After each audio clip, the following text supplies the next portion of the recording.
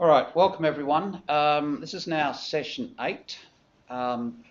Now, this will be our final session for this term. After today, we're going into a 2-week break, and then we won't actually have our next session and our next recording until the 2nd of May. So, students, both internal and external, I've asked to work through recordings 5, 6 and 7 and work on the little pavilion exercise to prepare for the assessment task, which I'm going to introduce today as per the schedule.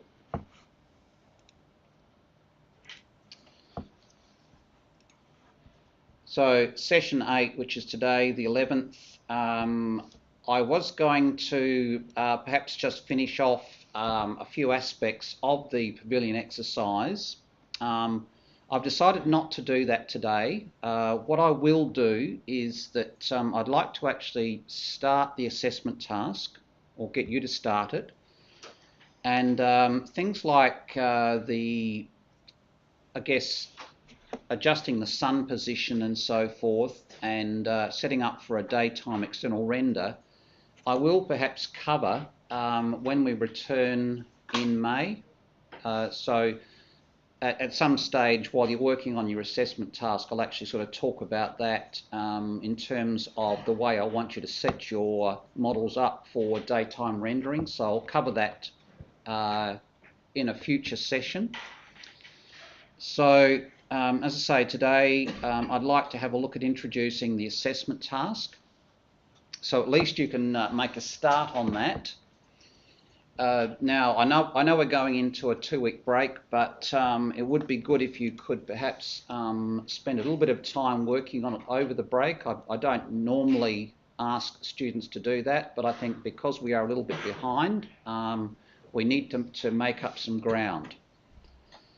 I'll come back to the assessment task. It's not, at the moment, it's not available on Learn. I'll turn it on shortly, but I'd like to actually just initially just get students to set up a folder structure for it, and then I'll get students to download the starting file from Learn, and then we'll go from there. All right, so I guess my intention today is to get the assessment task started, and I guess with the time that we have today, I mean, you can maybe what I'm proposing is that where you can start with the assessment task is to actually start thinking about setting up the environment, the external aspect of the project, in terms of things like, pathing around the house, roadways, putting in cars, people and trees, and just setting up doing a bit of landscaping. And I'll also talk about, I guess, internet sites where you can actually locate and download what I call content or families. So I'll give you, and I have actually got a list of websites that you can go to find that sort of that content. So that's the plan for today. When we come back in May, we will continue working on the assessment task. Now, given that we are running a little bit behind, I may well just adjust the due date for this assessment task. The other thing that I will do with the assessment task is modify it, so that there is no requirement for you to actually go inside the building and set up a room or space inside the building, which is what I would have normally done and have done in previous classes. But because essentially this assessment task really is preparation for the main animation task, which is assessment task 2. So really what we're doing is we're actually taking a model and setting it up for an animation. Okay, and in doing that, we have to actually create the environment. We have to assign materials, and perhaps get it set up for animation purposes. The first assessment task essentially is all of that, plus you will be required to do some static or some still renders, which will form part of the submission. So that's what we're going to do today. Now, the first thing we're going to do is set up a folder structure. And the second thing we're going to do is establish a library for you to accommodate the materials that you created in the materials tutorial. Now, the library that you create that is your own, I did cover in recording 5, but I'll go through it again. I'll also talk about getting hold of a commercial library, which is a library that is provided by a steel company for things like corrugated iron, trim deck, roofing, and also steel cladding. And I'll take you to a website and sort of talk about that as well. So that's an additional library that you can actually load in and use for your assessment task. All right, so let's begin. And I think where we will start is setting up a folder structure for this assessment task. So that's the first thing I'll get you to do. Now, you probably will already have a folder called 2-texture maps. Is that correct? So that's one of the required folders for the first assessment task. So you can actually just and that, for instance, contains, I've got quite a few more here, but it contains essentially the, I think 4 image files, is that correct? So three for carpet and 1 for tile. So this one here and these 3 here in that texture maps folder. So when you created the materials for the materials exercise, you would have downloaded these images, which form the basis of the carpet materials and the tile materials. So essentially, in this texture maps folder, the folder will contain, so if you're creating materials for yourself and they're based on photographs, which the carpet materials were, and the tile material, then that's where the actual JPEGs or the photographs are stored. And that will be the case for the assessment task as well. So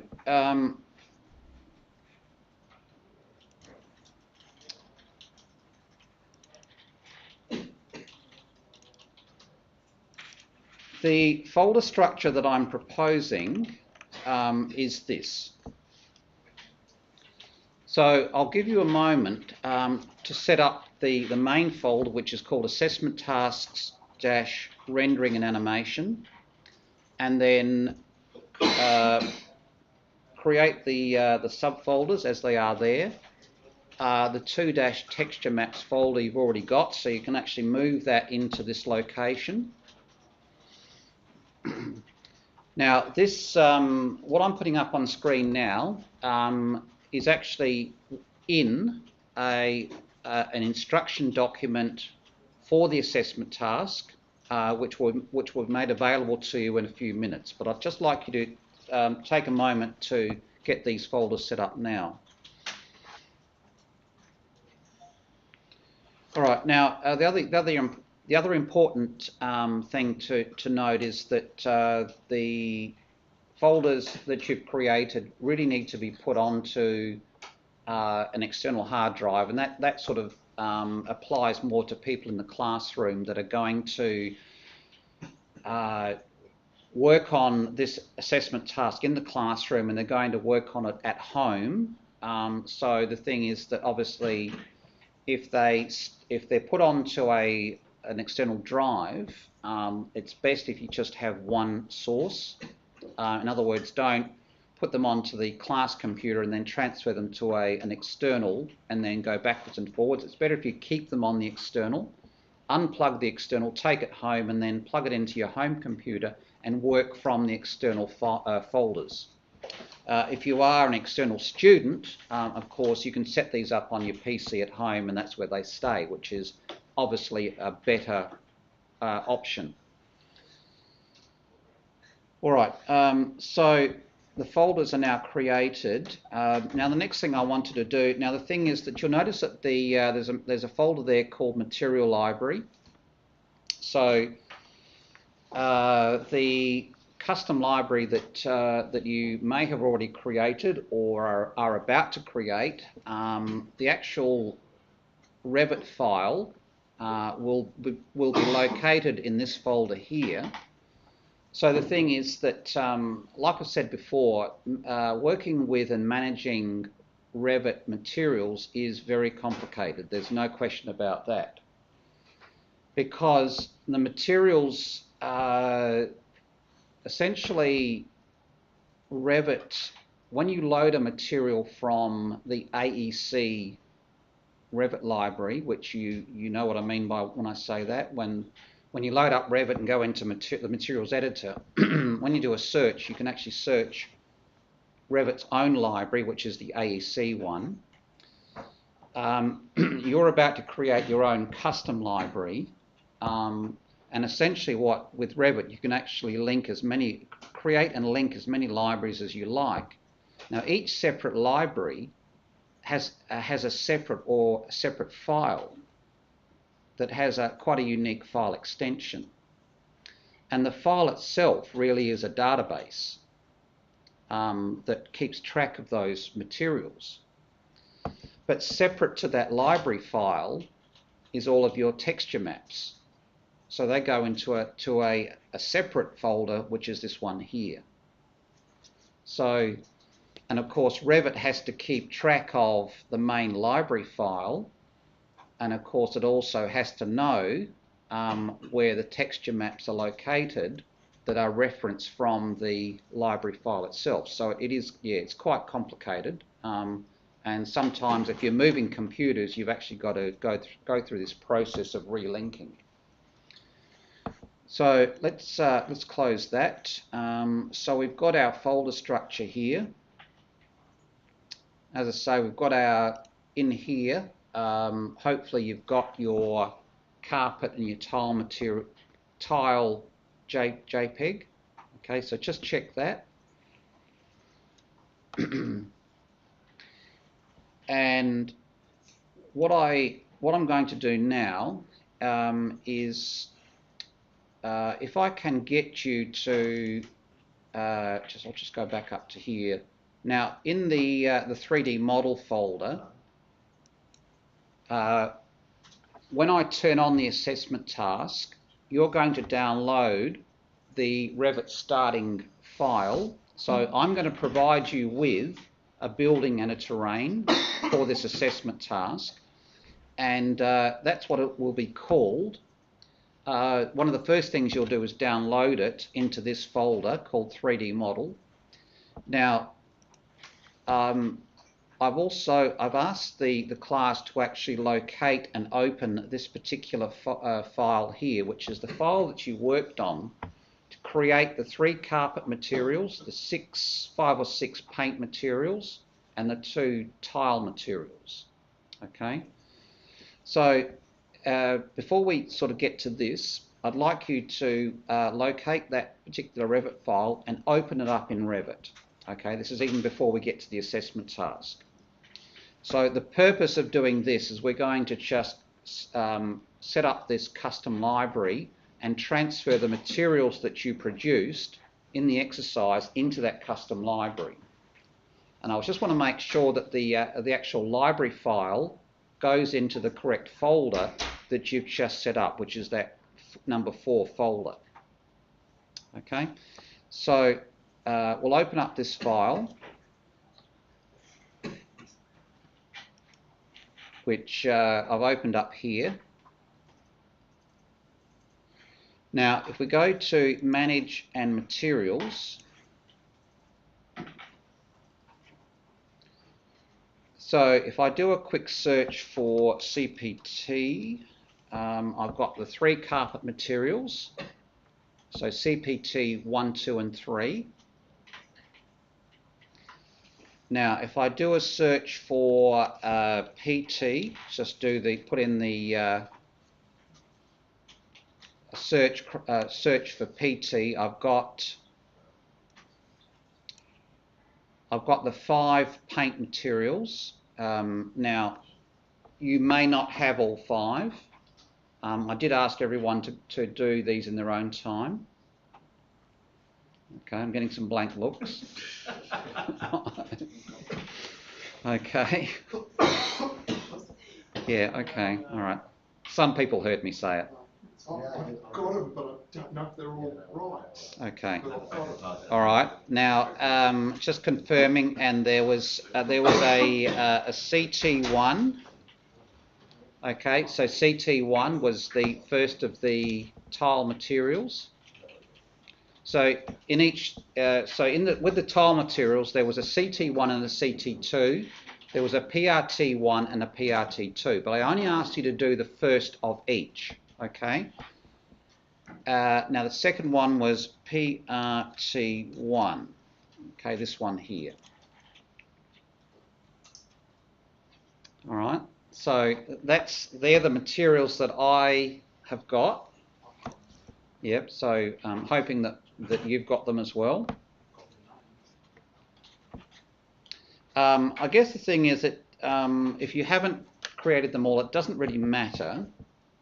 Only that if you've got the full collection, of course, you can use them in your assessment task. So if you're having to create, colours or paint colours for the external part of your building, then at least you know how to create new ones. Okay. Now, I'm going to clear that search. So again, we're working in this file here, Revit Materials Tutorial 2014, which is the one you produced or worked from or within to create these materials as part of the materials exercise we did a few weeks ago. So everyone clear on that? Okay. Now, can everyone see this bottom section here where it says AEC Materials? If you can't see this library down here, it may be because you've got this button, you haven't hit this button here. See this one here? So this button will show or hide what's known as the library panel. So to see additional or external libraries, you need to click that one and you'll have at least the AEC Materials library there, which is the one that's provided to you from Autodesk. Okay. Now, if you mouse over that, you can see on screen there, I'll do it again. Have a look at the file path and have a look at the actual name of the library. It says aecmaterials.adskLIB. Can you see that? AEC Materials.SDSKLIB. Now that long file extension denotes a Revit library. Okay. Now, so the software has actually put this particular file into that location, into that system location. Now, that's really not important. All I want you to draw your attention to is the fact that this library is supported by a physical file that lives on a certain location on this particular computer. Now, you're about to create your own custom library, and it will create a new file with that file extension, but you're actually going to tell Revit where you want that file to go. Does that make sense? So in the first instance, to create a new library of your own, you'd go down to here, and here you can actually open an existing library or create a new one. So what we do is we click Create New Library. It's going to give it that file name. You're going to give the library a name, and what I've suggested is calling it the TAFE library. Now the thing is that you could call this library anything you like. You could actually, it could be your name, but I think for consistency and to fall in line with the assessment task, we'll just call it a TAFE library, but it is your personal library. So you give it a name. Now the important thing is that you up here where it says Save In, you actually navigate back to the folders you created a short while ago.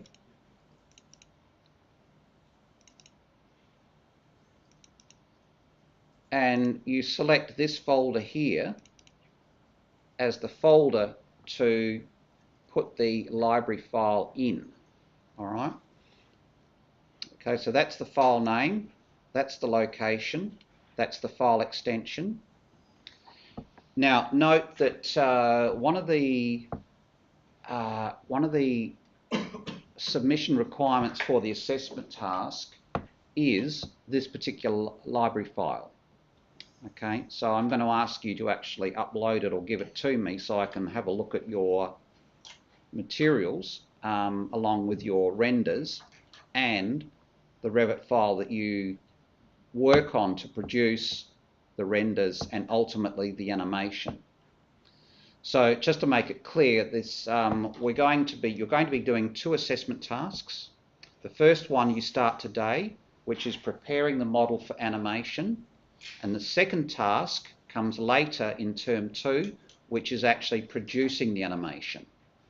Okay, but essentially you're going to use the same Revit project file for both and the same library for both. Okay, so it's just a continuation. All right, so click Save, and there's your new library. Okay, so if you mouse over it, it'll actually sort of show you the path and the file name. Is that all okay? Okay. Now, so if you can appreciate that in the AEC materials library here, you've got all of these. They look like subfolders, but they're actually known as categories. See these here? Now,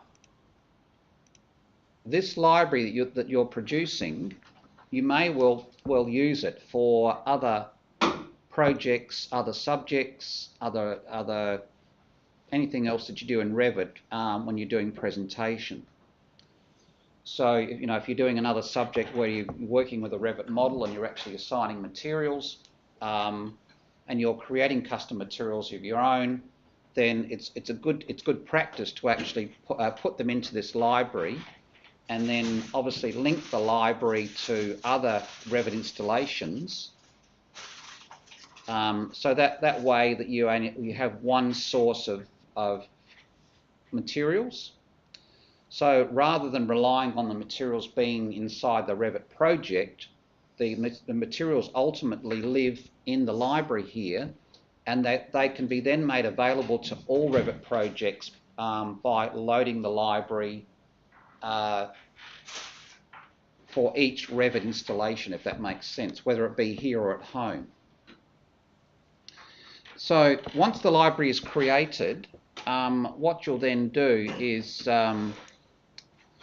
when you come down to this little drop menu here, you've now got another option here called, well, you've got Remove Library, you've got Create Category, or you've got Rename. So what we're going to do is we're just going to just create initially, I guess, 3 categories. Can you copy the categories from the drop them into that one? Yeah, so the question is, yes, could you could you transfer and use the categories from the AEC into this one? And the answer is yes. Okay, so you could replicate these categories in yours, and in fact you can actually transfer materials from the AEC to yours as well. Okay, so I wouldn't suggest that you go through and create all of these just yet, and it's really up to you. You don't have to create them exactly as they are here. So you know, you could create one called flooring, you could create one called ceramic, you could create one called paint. So those three categories, those three initial categories, could be used to accommodate the materials that you've created in that previous materials tutorial. Does that make sense? Okay, so so for instance, this first one, if I right mouse on and click rename, this could be ceramic.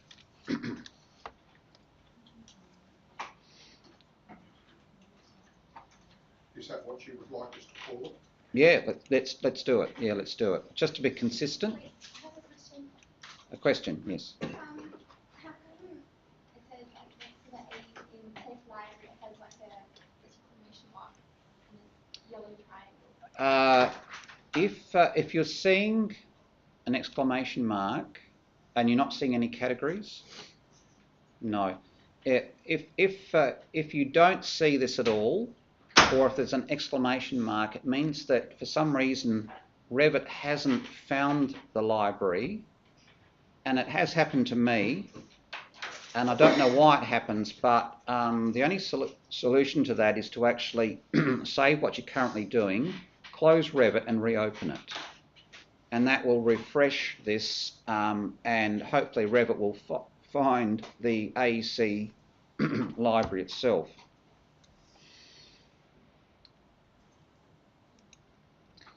So continuing here, if we create a second category here called flooring,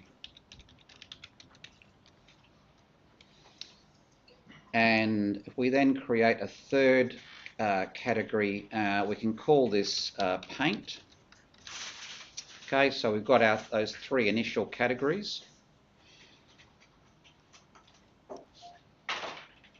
Yes, so the thing is that so you've set up your folder structure now. So the folders that you've set up will serve you for this assessment task and assessment task 2. So I guess it comes back to project management, and I guess confining or keeping all of the files that relate to this project in one location. So again, the primary Revit file, the 3D model, this particular library that you've just created, any texture maps that you download to create materials, any background images that you acquire for the background that sits behind the model, and ultimately for your renders when you produce those, your animation when you produce that, and so forth. So everything that relates to this project for the 2 assessment tasks will be contained in that folder set. So that when you know, if you're transferring that folder set to a new location, to a different computer with Revit on it, at least you know that everything is there that relates to this project and these assessment tasks. So now that we've got these categories set up here, we can come back up to the search, and if we do a search now for CPT, which is the carpet materials, so CPT 1, 2 and 3,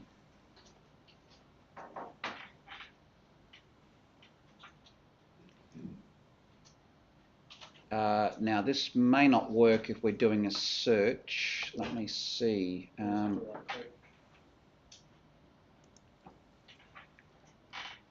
We can go add to TAFE library like this. So yeah, so if you right mouse on the first one and then go add to TAFE library, and then you can choose the category it goes into. Does that make sense? It should be flooring for this one. That's a carpet. So I just learnt something then as well.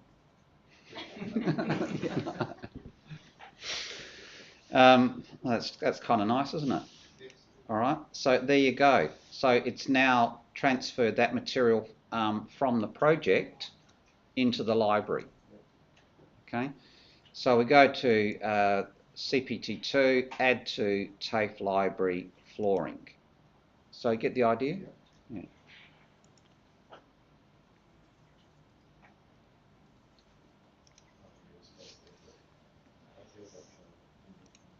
So we can do the same with our paint materials. So if we do a search for PT,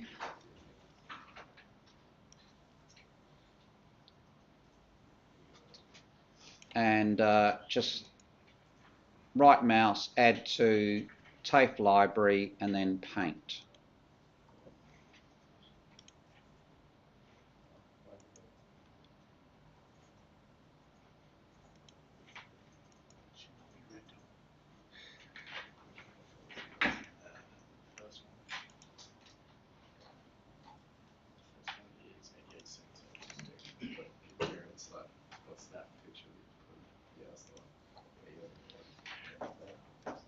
Okay, so there's our paint materials, and then just lastly, if we go to CT1, so that was the first of our ceramic materials. Add to TAFE library and ceramic, and then finally PRT1.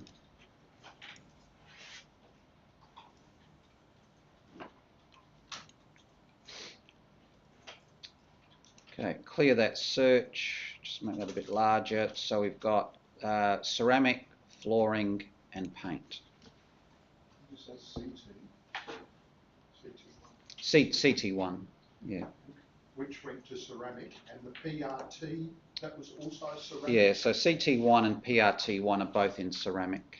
The one's a bathroom tile, yeah? Yes, this one was a bathroom tile. This one was a floor tile from memory, yeah.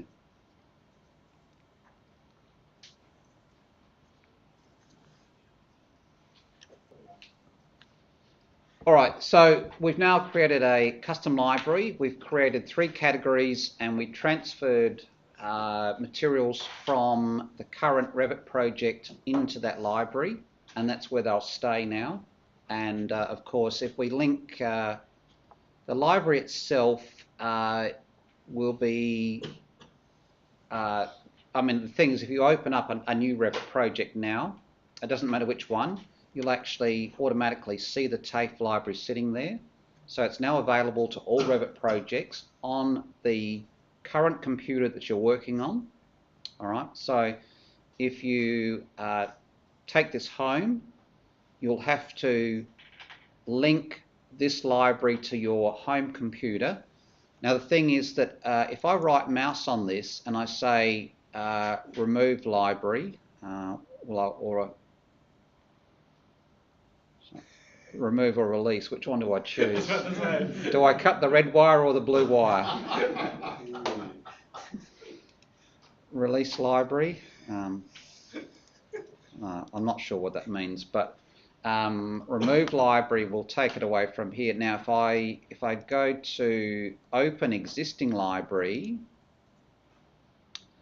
now it takes me back to this location because it remembers there's the file, that's the file that's now been created. Now this file contains all of those materials you just put in it. Okay. Now if I click open, then it comes back in and all the materials are still there. So that was a relief, wasn't it? So that's what you're going to have to do at home. Okay, does that make sense? So when you get home, you'll open up Revit, and then you'll open up the materials browser and you'll go to open existing library, and then you'll navigate to that number 4 folder and then choose that library file. Okay. So having done that, we can now close this dialog. We no longer have any need for this project or this Revit file, because we've now extracted the materials from it, so we can actually close the project.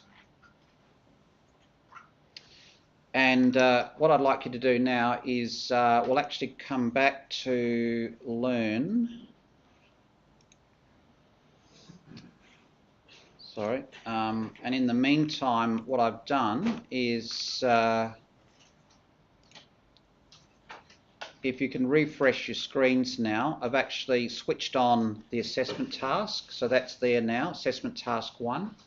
So if you can't see it, just hit the F5 key on your keyboard and just refresh your Learn page.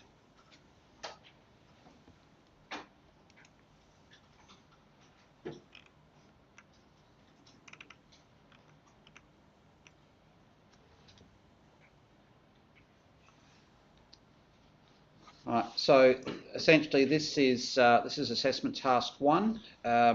Now, so it's called Prepare an Architectural 3D Model for Animation. I've got a brief description of the assessment task there.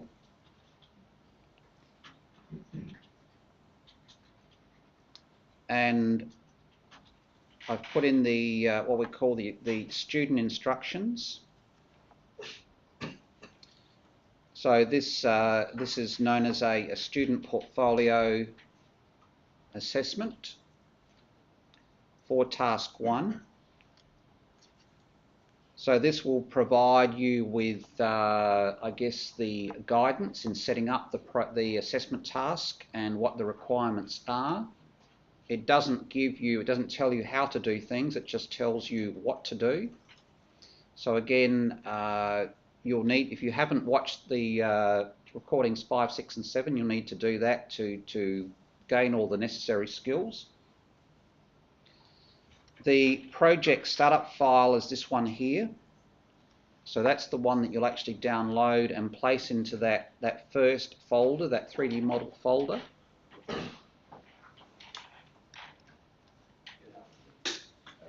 All right, so this is the assessment task. So as I said, there's a description there. Now, prepare a suitable 3D model for animation by assigning material definitions to all visible elements and surfaces. The model is to be further developed to include content such as lighting, fixtures, fittings, people, cars, fences, paths, basic landscaping, and background images. All right. Now, note, as I said before, the assessment task has been slightly modified in that there is no requirement for you to actually do anything inside the building. This is all completely external. Now, the student instructions that I've provided here will provide you with instructions and also a task description, which I've just sort of read out there. Now, the way this is set up, so this is divided into, I think, 4 parts essentially. Just a point, you'll notice that it seems to actually stop suddenly. Now, there is going to be more to this document. There is a lot more to it. This is only the first 7 pages. So I'm still writing the rest of it. Most of it's done, but I just thought I'd actually put up the first 7 pages to get you started at least. So there is more to come, and it will actually sort of quite clearly spell out or give you the quite specific instructions and the requirements ultimately the last part of the instructions will actually tell you exactly what to submit for this assessment task, but that will come in term 2. So if we go back to the beginning, it talks about, I guess, backing up your files, whether you do it to an external device or you do it to the cloud. As I said before, it's probably better if you work from an external hard drive that you can actually unplug and then physically move from one computer to another if you're going from here to home. You can also use your Microsoft OneDrive purely for backup. But even if you're using an external hard drive, please make sure that you do regular backups to another location. All right, you're going to be doing a lot of work on this particular project, and you'll need to, if something goes wrong with it, you will need to be able to go back to a recent backup and recover from that problem. Okay, and it might be that your primary Revit file, becomes corrupt or unusable. If you have a recent backup, you can go back to it, and you won't have lost too much work. So whether that backup is on another computer or up in the cloud, it needs to be somewhere else. Question? Russell, I do plan to purchase an external hard drive like yourself and many students use, but at the moment I'm using a USB stick, right, and it's 16 gigabyte. Just asking, the whole of that file eventually, what will it probably be? Oh, totally. I mean, yeah, you wouldn't get anywhere near 16 gig for this project. Okay. So you're safe with 16 gig. Okay. Yeah. Thank you. Yeah. All right. Now, file management. So essentially, you've done 1.2. You've set up your folders. Now, the model type. I guess because we're using Revit in the classroom, we're working with Revit for this particular assessment task, so 1 and 2.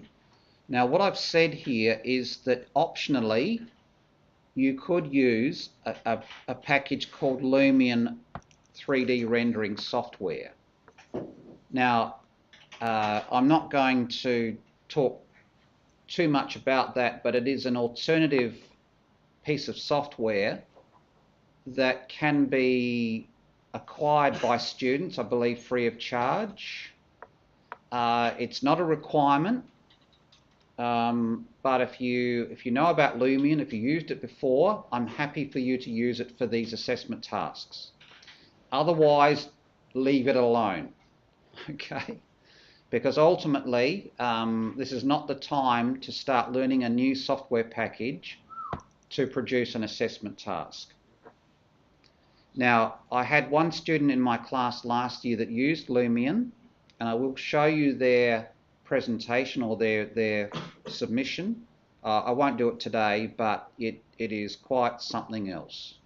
Okay, so Lumion really is a dedicated program for mainly animation and also presentation. Lumion is another piece of independent software that will actually import or accept a Revit model and allow you to assign materials and create an animation. But it's an option. Now, in part 2, so again, this file is up on the Learn site. Now, I might add that this recording is going out to this class and this rendering and animation unit. It's also going out to another set of students that are working through another unit called digital presentation. So the document here and the project and all the files that relate to it will be available on that site as well. So it's all identical. So this, for them, this is their first assessment task. For them, the second assessment task will be completely different, so they do not do animation in that particular unit, but this particular project will serve as their assessment task 1. Now, just talking about backups, I'm not going to read through all of this, but I'll get you to just to sort of have a look at it in your own time, talking about backup files. But essentially, what I've asked you to do is actually, under options in part 7, is restrict the number of backups to 2. Now, when Revit creates a backup, it puts a number at the end of the file name. I guess long and short of it is, when you give me your Revit file at the end of this assessment task, I do not want a backup file as a submission. Okay, so just make sure that you give me the primary file and not a backup.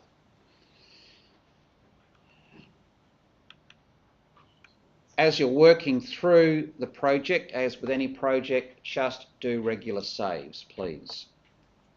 Now, in part 3, you're going to prepare the model for rendering / animation. So again, this first assessment task, you're setting up the model for the purpose of animating. So the first thing you're going to do is you're going to develop the site. So that includes things like a roadway, a driveway, paths around the building, fences, gardens and lawn areas, and landscaping features, e.g. the following. Now, all of which can be created or added within Revit using the tools from the massing and site collection, namely topo surface, site component, building pad and subregion. All right, now we, in a previous recording, we used subregion to create the roadway and the driveway, if you recall. So you'll use that particular tool in the current project for pathing and roadway. I think I've said before, with pathing or paths around the house, I perhaps do prefer to put them in as a floor type, but that's entirely up to you. What are the alternatives? The alternatives are that you put them in as a subregion around the building, or you put them in as a dedicated floor. And when I say a floor, it can be a floor type that has a thickness of, say, 50 mil and has some sort of material assigned to it, such as paving bricks or concrete or tile, something like that, that you would normally see on a path or a driveway around a building. Okay, so whatever you typically use as a material, you can assign that to the floor itself and put the floor around the building for the pathing. It depends on how level the site is. I prefer it because you actually get a completely level surface for both paths and driveway, but it's entirely up to you. So in each case, each section I've actually listed the assessment requirement, in this case for the things like roads, driveways, paths and fences. So what I've said here is that you can add landscaping features. The more detail you add, the better the render / animation. So that's the case with any modelling that you do. I would suggest that you get the majority of this done quickly, and that is developing the site. Just put in some basics to begin with, and then maybe move on and start looking at assigning your materials. if you want to do further work on the site, if you want to add further detail to the site, maybe come back to it later, but don't spend all your time doing all your landscaping and putting all these features, and not allow yourself enough time for the rest of the work on the project. Okay, get the majority of it done first, and then come back and then add further detail. So, step one is to develop the external aspect of the project, as in the roadway, the driveway, the paths, the fences, the people, cars, trees and so forth. Get all that done first, and then go in and start assigning materials. So I've talked about entourage here. We had a look at that in class last week. It's also covered in my recording. So entourage essentially is trees, plants, and people, cars and so forth. Now, and what I've said here is that with things like this, it's better to use the RPC versions of this content. So try and go for RPC wherever you can. So that's your trees, people and cars. The assessment requirement for this, so again, you're going to need trees and plants, you're going to need a vehicle, and you're going to need at least 2 people outside the building. And from here then I sort of just talk about, I guess, how to get hold of the content, whether it be RPC or standard families, and how to place that content in your project. Now, I've got a recommendation or a link here to a site called Revit City. I think some of you may have already had a look at Revit City. Now, I'll just switch back to the Learn site. Now, down here, under Revit Content Links, there's a separate PDF, which is an entire list of links to Revit sites, links to websites that contain Revit content. There's one called Big Ass Fans. I probably don't know laughing at it. There's one called Big Ass Fans, yes. Now, some of these links may not work because these are now linked. These were put together 4 years ago, but I think the majority will. There was one here.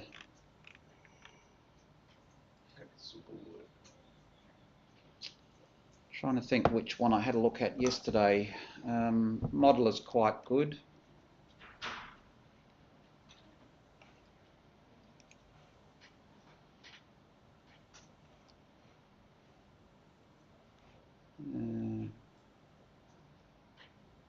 Yeah, Britex resources. I'm not sure if it was that one. Sorry.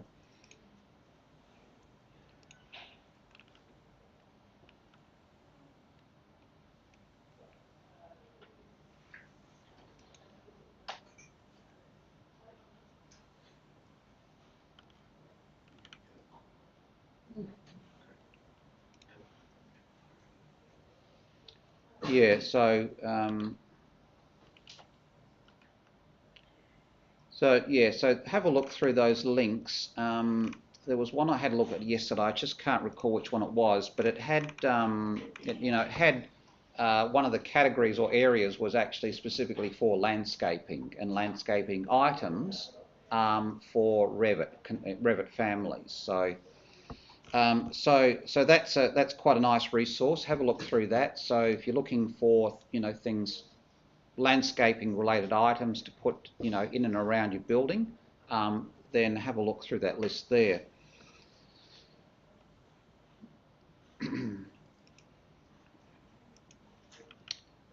But Revit City is a good one generally for this type of content. So for a lot of these sites, you'll actually have to join the site, and most of them are free, so you just have to actually join. The only downside with joining these sites is that you just get endless emails from them. So make a Hotmail That's why I have a spam email. Yeah, so yeah, which is what I've joined a few of these sites, and I just endlessly get emails from them. So as I said, once you've downloaded the model, you've renamed it, you've opened it up in Revit, then you can start working on your external site or the site.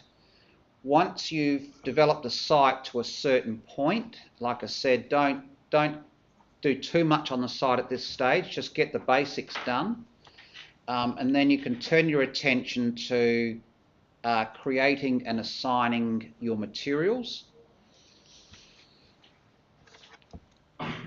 Now, we have already created a custom library, so we did that in class earlier, so that's done. It talks about the Revit library, the one you've just created, having that file extension, and that's where you put it. So that's all done. And then this next section really is just reinforces what I said earlier. It's just giving you a step-by-step on how to create the library, but essentially we have done all of that. Okay, and it also talks about creating the categories. So I've put in this screenshot here. So I've just called mine flooring, paint and tiles, but we created those categories earlier. They are slightly different, and that doesn't matter. But the important thing is that you've got your TAFE library and you've created categories and you've transferred your materials to those categories in the library. Okay, so that's all done. Now, as far as the assessment requirements, so the thing is that you are required to assign materials to all of the visible external aspects of the building, the topography, any paving that you put in, and any content that you use or download from any sites. Obviously, anything that you use in your project needs to have a material assigned to it. I think most the content that you download from other sites will most likely have materials assigned to it, so you don't have to do too much to it unless you want to change that material to something else. So I guess the thing is that once you have a look at the building, have a think about how you'd like to present the building in terms of the materials that you want to use for the building itself. So is the building going to be part brick, part weatherboard? Is it going to be rendered? What roof covering are you going to have? What colour gutters? All of those sort of things. So how do you want to present that building? And obviously that will determine on the materials that you A, create, and B, assign to the different parts of the building. All right. So what I'm asking you to do is, as an assessment requirement, I'm asking you to produce and use 2 paint materials. One material suitable for the roof covering. Now, I may not get time to talk about that today, but you don't have to do this immediately. So one material there, and one material that's suitable for the external walls. Okay, so I've said brick, texture coat, or some type of wall cladding, e.g. weatherboard. All right, so that's what I'm looking for. Some attempt to actually create your own materials. Now the thing is that you've already created at least 2 paint materials. You did that in the exercise a few weeks ago, and those paint materials are now part of your library, so that's covered, that's ticked off. All right, so you've done those. Now, the other thing that I've provided for you, if you are looking for bitmap texture maps to create materials, I provided 3 websites here that you can have a look at for texture maps. So when I say texture maps, that's the photograph of the material that you're going to use to create the material itself. Okay, now you can have a look at these sites, or if you're trying to recreate a material that's used in Australian building or an Australian building product, then you might actually have to go to the website of the manufacturer of that product and see if they have a photograph of that product on their website. Okay, so but don't spend too much time on this, it's not critical, but as I say, there's some links for texture maps or in general used to create the materials within Revit. Now that's as far as this document goes. There is more to it, as I say, but I will add more, and I'll have more added before our next session in early May. So initially what I'd like you to do is work on the landscaping aspect of it and start thinking about assigning materials to the building and the topography and so forth. Does that make sense?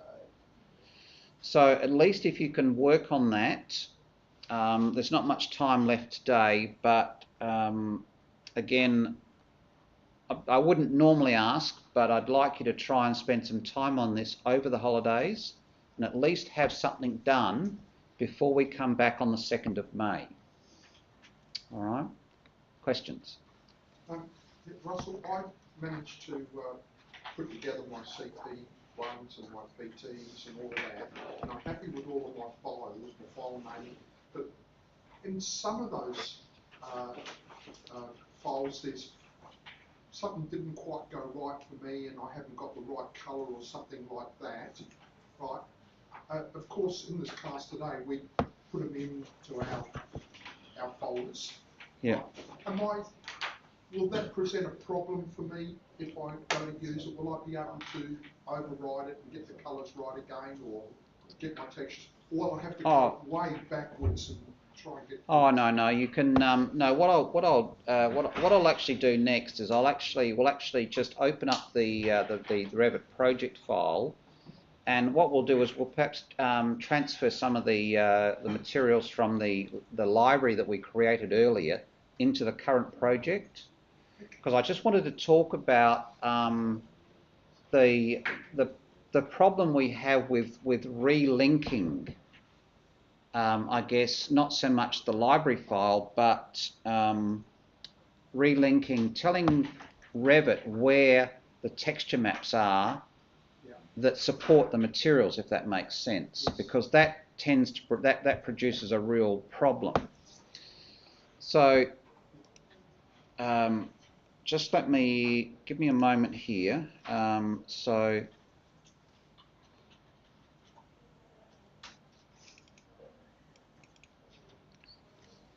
now, so what I've said is that the Revit file ultimately gets renamed to this.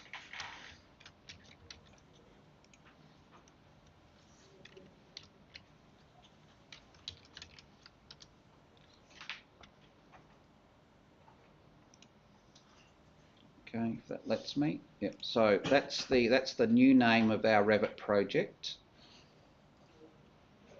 or assessment task 1. I'll just open that in Revit.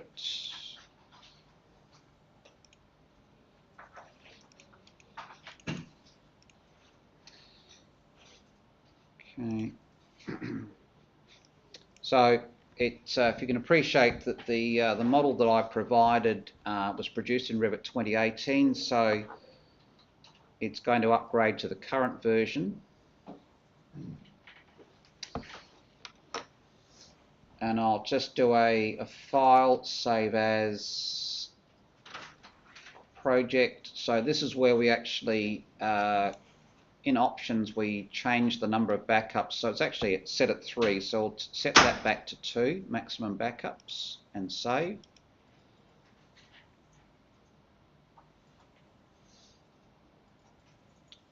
Okay, now if I have a look at a 3D view, so that's the building that I provided and the topography for this assessment task, and ultimately for the animation assessment task in term 2. Now I'll just make a point here. If students have an alternative model, another Revit model that is that they would like to use, then they can do so. If it's fully developed, if it's developed to this stage, I don't mind if students use another model. Okay, there's no requirement to use this one. This is just provided to students. Basically, it's provided to students if they don't have a model to use of their own. Okay. Now, even if you do have another model and you prefer to use this one, that's fine. So that's the model itself. Now the thing is that when you are developing the external aspect of this, the landscaping, the pathing, the driveway, the road and everything, okay, just sort of keep it all out front here, restrict it to the front of the building. Okay, the back part is not that exciting, so don't worry about doing anything at the back here. Bearing in mind that when we create the animation, you may well take the camera behind the building, but I'm not suggesting that you do. That's all to come. The main focus of this task and task 2 will be the front facade of the building and the front area, the area in front of the building itself. So that's what you develop. Now, if I just come back here, I just want to show you a couple of examples of previous students' work to give you an idea of what can be achieved.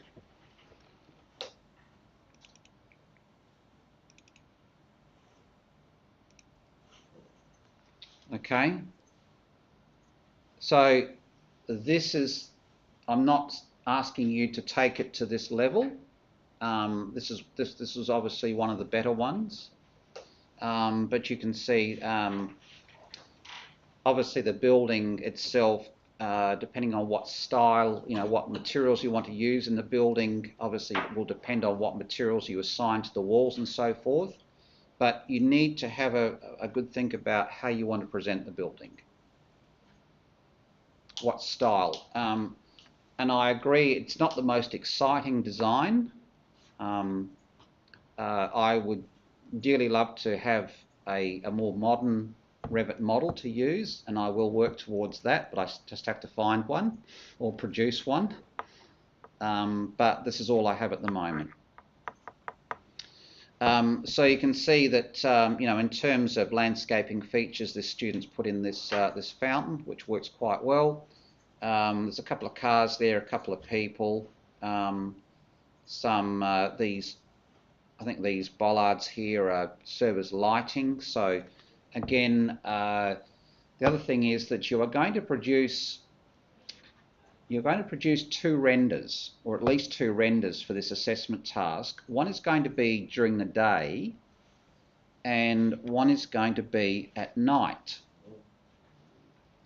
So you're going to have to think about external lighting to both illuminate the building, in this case the foreground, the fountain, and you may have to sort of maybe include some lights just inside the rooms of the front rooms of the building to maybe just illuminate the building itself like this. Now that, in terms of lighting, that is fantastic. That's really, really nice.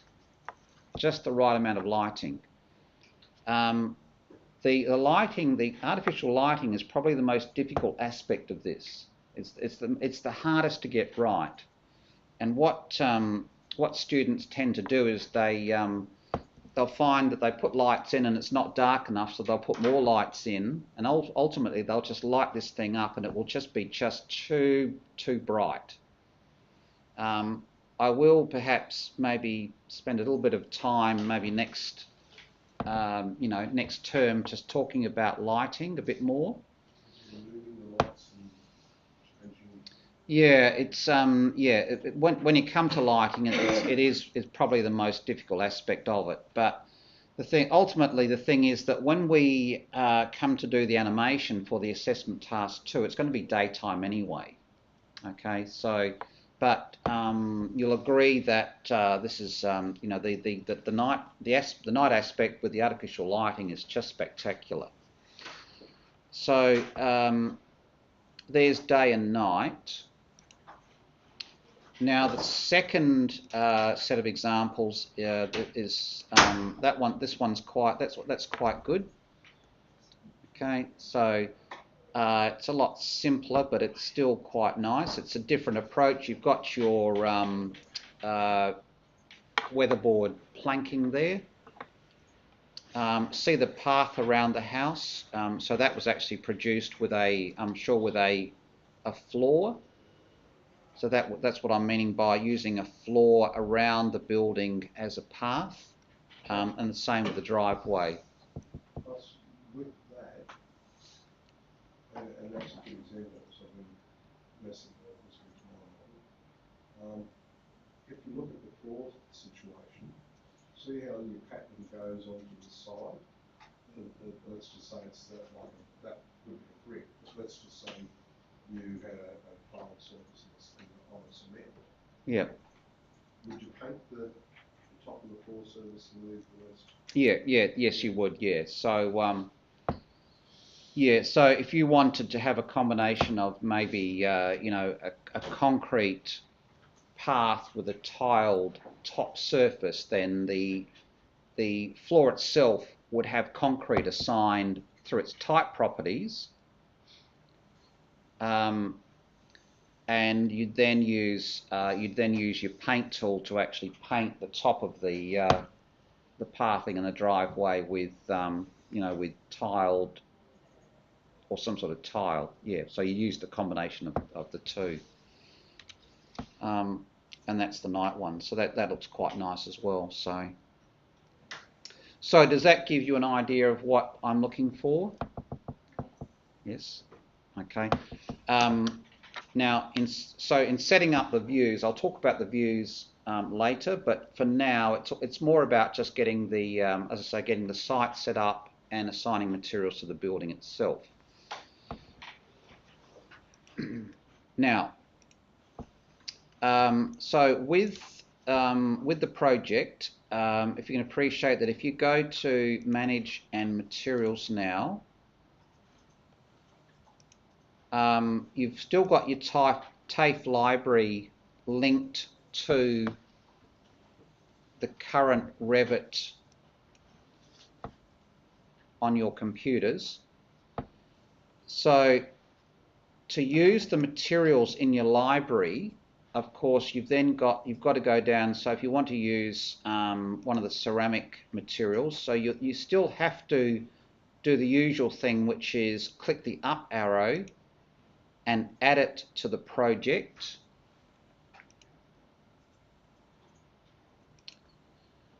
Okay, I'll add this one as well.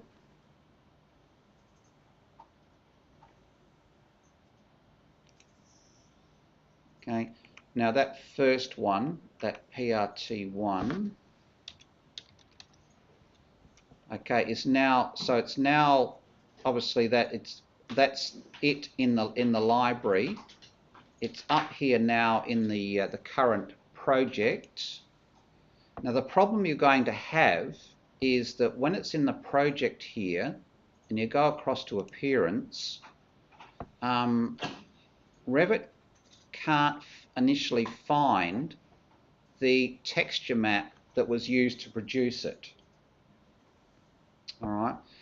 So what you need to do, so it's coming up with this red band and this little exclamation mark. So what you do is you actually click on the name of the JPEG, so it knows what JPEG to use. It just doesn't know where it is. So what you do is you click on it, and then you have to go back, navigate back to your folder set, to texture maps, and then there it is there. Okay, so keeping your file names the same is important. So that's the same file name as that one there. So select it and click open. And then all of a sudden it's good, it can find it, it knows where it is, and then it will then work as expected. All right. It's the same with the carpet materials. If I do a search for well, sorry, I won't search. I'll actually come down here and go to flooring. So if I add one of my carpet materials, so CPT1,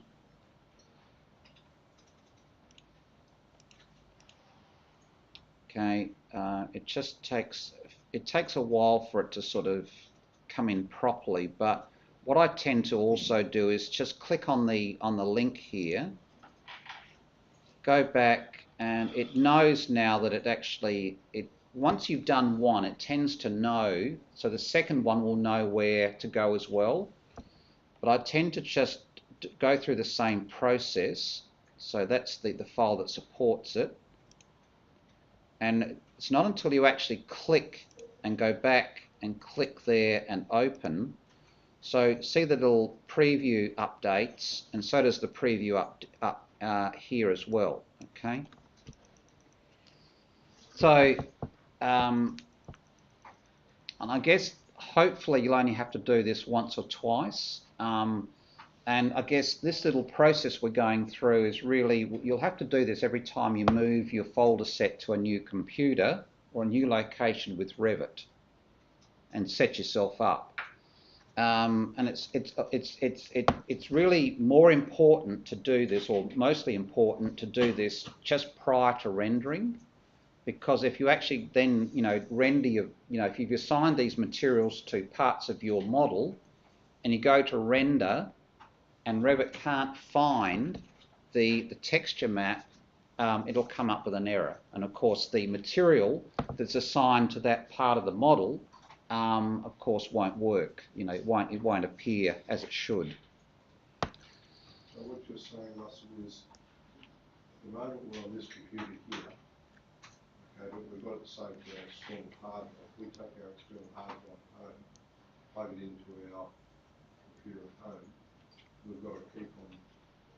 Yeah. So the thing is that I've transferred a couple of materials from my TAFE library that's on this computer here. So I've transferred them into the project, so they're now part of the project and they'll stay in the project. But when you take your folder set home on your external drive, which includes the Revit model, plus your library, plus your texture maps, when you load up your model, when you obviously plug your hard drive in on your home computer, you'll then load up your Revit project, your model like this. You'll go to Manage and Materials. Now the thing is that because you've transferred the materials, say from the TAFE library into here, they'll be in here automatically. That's fine. What you will have to do, of course, at home is go through the same process of selecting the material, going to the Appearance tab, and just making sure that on your home computer, going through this process of relinking. And Russell, it would only be a make sure, it wouldn't be an actual do, generally speaking. No, it's just, yeah, I guess the thing is that if you you don't have to do it initially, no. And it's I guess it's probably more important that if you actually assigned this material or this material to any part of your building or whatever. So yes, it's just one of those things you'll have to do at home as well. Link it. If you're going to use materials that you've created in your TAFE library at home, you'll then have to go through the process of opening your TAFE library as well, so that it appears in the list here on your home computer, okay? But bearing in mind that any materials that you've already taken from this library and put up here are now part of the project and will stay with the project. Okay, I know it's a little. It would be nice if, you know, when you put your materials into the library down here, it would be nice if it actually put the whole material in there with the texture map, and you didn't have to go through this relinking process. But it's just the way it is. Yeah. So just keep that in mind. Yes, it's a little bit of toing and froing and this and that, but that's the way it works. So, all right. So, but any materials that you acquire. So the thing is that any materials that you create as you're working in the project, you'll create them up here in the project, and when they're created up here, please transfer them back down to your library as well. Okay. So, so any new ones you create, transfer them back to your library. So you might have to create some new categories there, but that's the process. And then, Russell, would we or would we not have to make sure that the texture maps were appropriately placed as well for them to be accessed? Yeah. So yeah. It's all a loop, isn't it? That you... Yeah. So the thing is that if you're looking to create a new material, and let's say, for instance, you go off to a manufacturer's website and you find a nice photograph of that material. So the first thing you'll do is you'll actually download it and put it into the texture maps folder. Okay, so that's step one. So it's in there. You'll then come back to your model, and then you'll go through the process of creating the material, and then ultimately linking it, or linking it through the appearance asset. Once the model is created here, then you'll then transfer it down to your library here, so you can use it in other Revit projects. Okay, so that's the process. Do you want to say that the families or just the materials of the families? Sorry? It's like right now the outer walls are like a wood soffit board. Do you want us just to change the material, or do you want us to like go and make a new family if we're going to make a brickwork? No.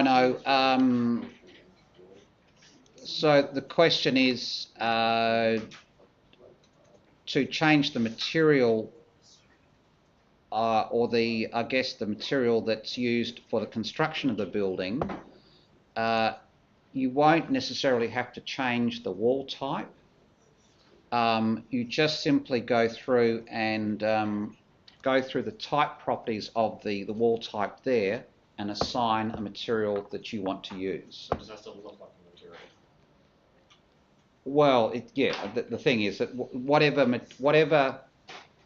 however you want this building constructed, that will determine the material you choose.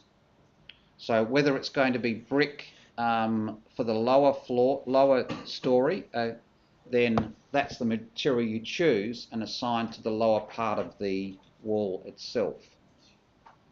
Okay, so the thing is that you might use a combination of assigning materials through the type properties, or you might actually use the paint option to paint the surface of the wall. You could even use the technique of split face as well. So using all those techniques that we've learnt. Oh, sorry, I used the paint tool.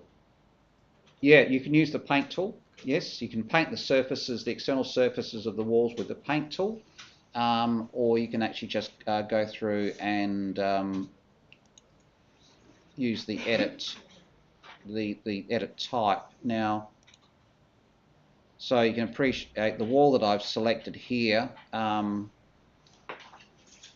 is quite complicated or complex. So in the end, it might be easier just to actually use the paint tool to apply the material for the surface of the wall, and that ultimately will be what the wall is made up of. So I'll leave that up to you to decide. All right, so you can use a combination of assigning materials through the type properties, through the assembly, if that works. Otherwise, you can just simply use your paint tool and then just paint the surfaces using paint. Now, the paint tool might be the quicker way of doing it, given that it's just external. All right, so that will mark the start of the assessment task. So as I say, when we return on the 2nd of May, you'll continue working on this in class. But as I say, I'd like you to try and sort of get a bit done over the 2-week break. All right, any further questions? My TAFE library is not coming up in my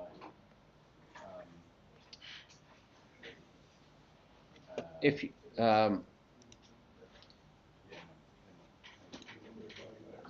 your TAFE library is not coming up here, it's got a hazard. Has it? Okay. As well as the ASC materials and some. Yeah.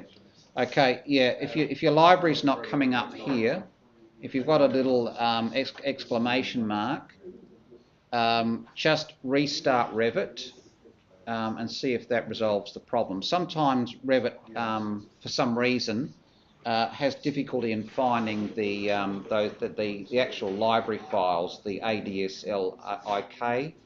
So just restart the software. All right, thanks everyone. We'll see you in a few weeks, and we'll go from there. Thank you.